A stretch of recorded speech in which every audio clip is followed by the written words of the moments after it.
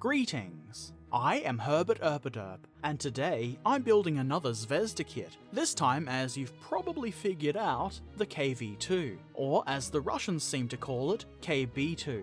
You can see this is a 1/100th scale model, which is 15mm for those not aware. The front of the box is pretty simple, it's got a picture of a KV-2 and words. The back of the box is also quite simple. There are 3 pictures of the completed model at different angles, an image of the included card for Art of Tactic, and descriptions of the box contents. It lets us know that the model is 7.5cm long and consists of 12 parts. Inside the box we get this Art of Tactic card. I don't play Art of Tactic and so I don't understand this card, but here it is. It's very cardy. There's also 2 sprues that come in a little plastic bag. To be honest, I was a little surprised by this packaging, but it's not a bad thing. There's not a lot of parts to lose from the sprues, but if they do come off, they'll be caught by the bag, which is nice. Out of the bag, the sprues look pretty neat and everything is right where it should be. The track sets are pretty neat and look nice enough, though they're not quite as good as the Panzer III I built a few weeks ago. I have certainly seen worse single-piece track sets though. Here's the bottom of the hull. And the top. The detailing on this isn't astounding, and I wasn't expecting it to be. It's a little simplified, and the detail doesn't really stand out a lot, but it looks fine. The front of the hull is probably the weakest looking part of this model. We have this weird looking thing. This is an internal support piece for the turret and most of the gun. The rest of the turret parts are of course here too. They're all fairly basic, not in a bad way. The plastic on some of these parts has a weird splattery look to it. It's in the plastic so it's not raised and it doesn't adversely affect the model, but it does look odd. Moving along, we also get this sheet of paper. Like the one that came with the Panzer III, it tells us about Art of Tactic. Only this time, there's a set of instructions on the rear. Since there's no exploded diagram on the box, this is definitely useful, even though the model appears to be very simple to put together. So let's put it together. Like the Panzer III, this is a snap-together kit, but I'm going to glue it together anyway because I can't see why I would want to disassemble it. The hull parts go together easily enough, though it didn't really seem to want to sit properly at the front, and so I had to apply pressure while the glue started setting up to avoid having a monstrous gap there. Not really a big deal, plastic cement starts working pretty quick. You can see there is still a bit of a gap there. It's not super awful, but some might prefer to fill that. Unlike the Panzer III, there is no whole machine gun moulded onto the hull part, but if you really wanted to, you could drill a hole into its mounting and glue in a small brass rod or something. I probably won't go to that effort for this model. I assembled the hull before attaching the tracks because it seemed like it would make for easier assembly. Just make sure the holes in the sides of the hull don't get blocked up with glue or something. You may find that you need to expand them a little bit anyway just to get the tracks to fit. I put the tracks on next. Unsurprisingly, this is very easy. The locating pins guide the parts nicely into place. For those unfamiliar with KV heavy tanks, the big drive sprocket goes towards the rear of the hull. You could conceivably put these on backwards, but you shouldn't. That would be silly. All your friends would point and laugh, and then you would feel quite the fool.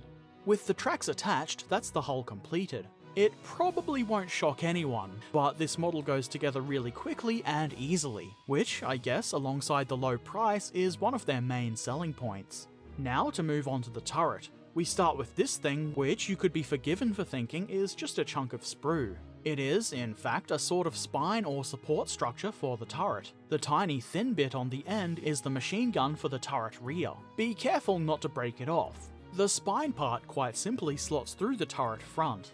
It will only fit one way, so if it doesn't go in first try, rotate the part and try again. You'll get there eventually. Push it in as far as you can. Don't forget to add glue. Next, the rest of the hull sides can go on. I quite like this central spiny support construction style. I've never built a model with something like this before. I add glue to the pins and then slot the turret sides on, starting with the right side. There was a bit of a gap between the front and side parts that I just couldn't get rid of by applying pressure.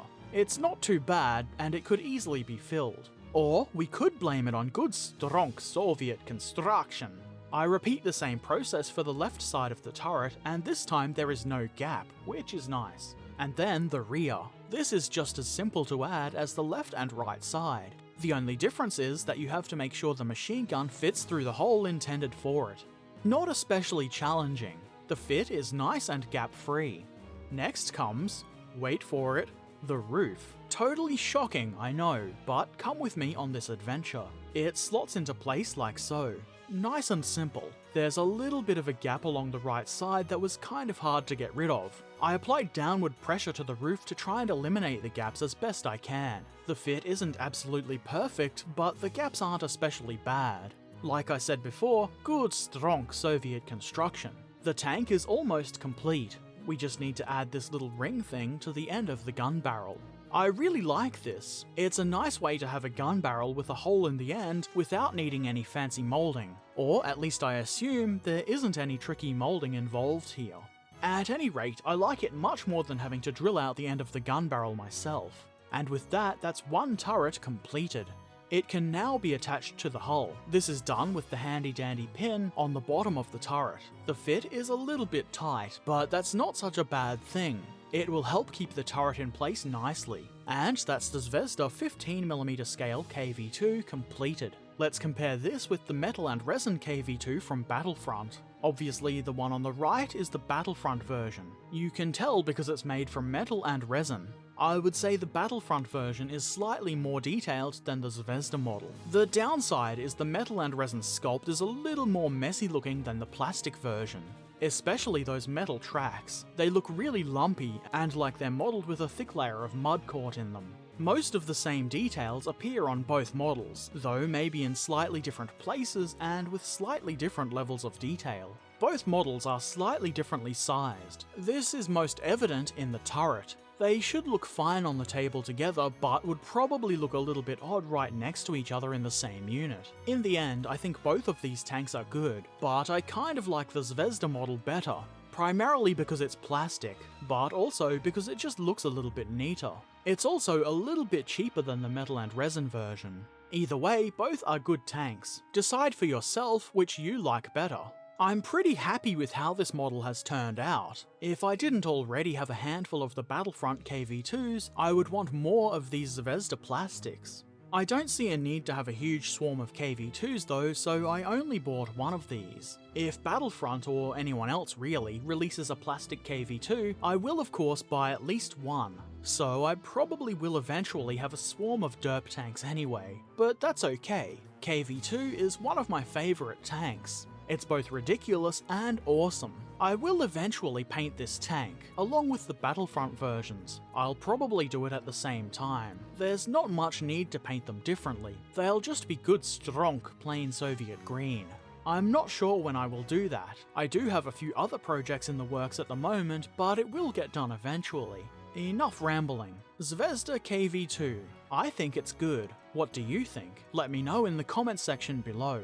If you have any other questions, comments or suggestions, put those in the comments section too. Hopefully you found this video helpful or interesting. If you liked it, be sure to click the thumbs up button. While you're at it, you might as well subscribe if you haven't already. If you really like the videos I make, please consider helping to support the channel via Patreon. Doing so will allow you to see my videos a little early and my patron-only bonus content. And it will also help me keep buying all the cool models you want to see me build and paint. If Patreon isn't your thing, that's okay. I do hope you enjoy my videos anyway.